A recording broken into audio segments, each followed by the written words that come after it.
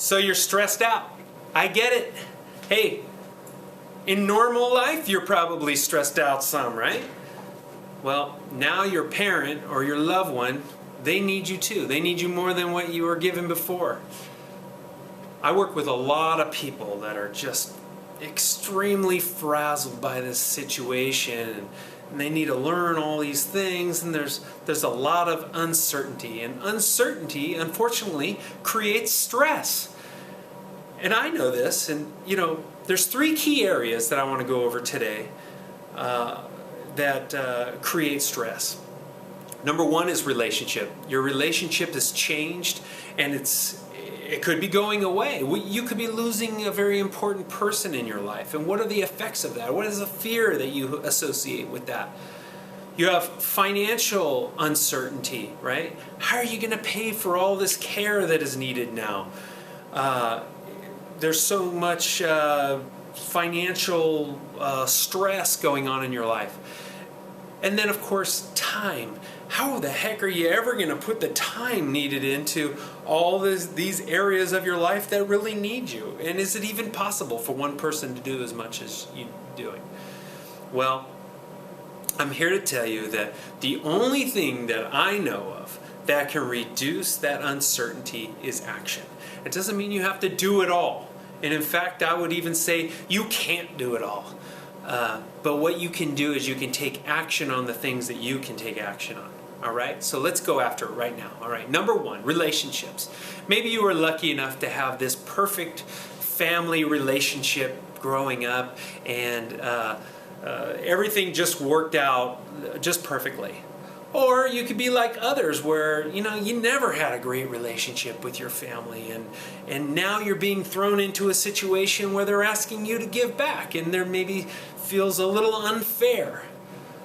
Well, whether it's the first scenario or the second scenario, what's the action you can really take? Well, the action you can take is to be there, is to maybe check your emotions at the door a little bit, but to ask good questions and to try to find out more information. They say that reminiscing or bringing up memories is one of the healthiest things you can do for an aging parent.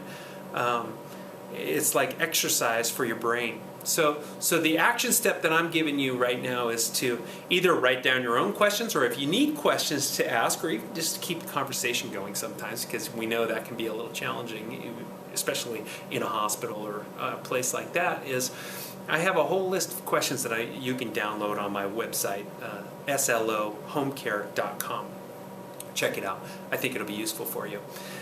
Number 2 is financial stress. Oh man, financial stress. We know what that's like.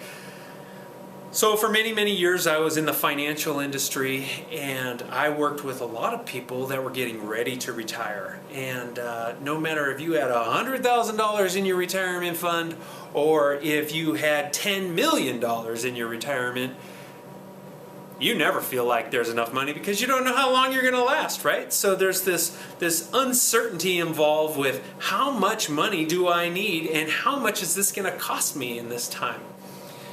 And I wish I could give you a real easy answer. Hey, it's going to be this much and this is how you do it. Well, unfortunately I can't do that.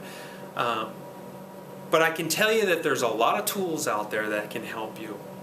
You can go to your bank or credit union. Credit unions are a great resource for this sort of thing. You can find out what your budget is. You can look at, who's paying for the care. Are you going to a nursing home? Are you going to try to do it at home? Are you going to use family caregivers to supplement? And you can go to AARP. They're a great resource. There's a local Institution of Aging. That is a great resource. All these areas are really important, and you can come to us at San Luis Obispo Home Care, and I myself can help you navigate some of this. Also understanding the costs of what care costs, and then understanding what's the cost of not having care. What's the cost of another injury? These are all things you need to factor into this piece. Okay, we're reducing stress, not hiring stress here. So let's go on to the next one. Time. All right, time is a tough one.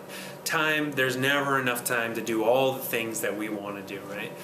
So what I want you to think about is, what are the big ones out there that you're looking at? Maybe what are you procrastinating on?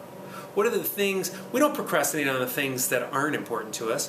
We procrastinate on the things that are the most important to us, but we just can't seem to get to, we don't want to deal with, all right? So I want you to pause this video right now and write down the 1 or 2 things that you're really procrastinating on, and then we're going to come up with 1 or 2 things to do within the next 48 hours to attack that problem. Okay, pause me. And we're back. All right, let's do it. Now I want you to list down 2 things that you can do within the next 48 hours to start attacking that issue that you have, that thing that you're procrastinating on. Now, if you can do that, you are going to reduce the level of stress. Doesn't mean you got to take care of the whole thing. It just means you're taking action on it. That's what makes us feel better. All right, so we talked about relationships, we've talked about financial, and we've talked about time. All right, those are the big 3. Now, I have lots of other videos you can go visit on SLOhomecare.com, and really hope that you check out some of these other videos or downloads. I think they're going to be very useful to you. If you have any other questions, you just give me a call and we can talk. All right? Thank you. And good night. Bye-bye. See you later.